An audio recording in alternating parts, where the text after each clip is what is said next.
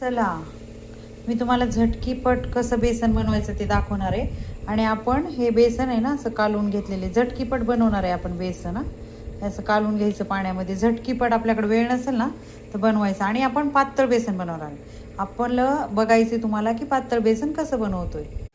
भाजलेलं तेल वापरलेलं आहे आपण आणि त्याच्यामध्ये आपण जिरे टाकतोय. त्याच्यात आपण कढीपत्ता टाकणार आहे. आपण कांदा टाकणार आहे, मिरची. झटकीपट होणार बेसन आहे आणि आपण पातळ बेसन बनवणार आहे. पातळ बेसन कसं बनवायचं त्याची रेसिपी आणि झटकीपट एकदम काहीच वेळ लागत नाही बेसनला. तर चांगला कांदा भाजून घेऊया लाल होईपर्यंत, म्हणजे चव येते चांगली. चला, आता ह्याच्यामध्ये आपण लसूण टाकून घेणार आहे. लसूण टाकलाय त्याच्यामध्ये. आता लसूण चांगला भाजू द्या. आता आपला लसूण पण भाजलाय. आपण आता ह्याच्यामध्ये कोथिंबीर टाकणार आहे. लय भन्नाट लागते बरं का कोथिंबीरीमुळे, लय भारी चव येते.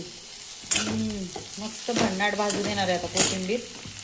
लय भन्नाट आणि लवकर होणारं बेसन आहे. मस्त चवीला पण लागतं. चला, आपली कोथिंबीर पण भाजलेली आहे. चला, आता आपण याच्यामध्ये हे टाकून घेणार आहे. लय भन्नाट होते बरं का. मस्त शिजू द्या आता ह्याला 5 मिनिटं. आता ह्याच्यामध्ये हळद आणि मीठ टाकायचं. चांगलं हे करून घेऊया. त्याला 5 मिनिटं छान शिजू द्यायला. भारी लागतं भन्नाट पातळ बेसन. चला, आपलं पातळ बेसन तयार झालेले. या खायला. चला, बघितलं किती भन्नाट झालेले. भारी लागते बरं काय चवीला. चला, या खायला. बघितलं किती भन्नाट आहे. या जेवायला.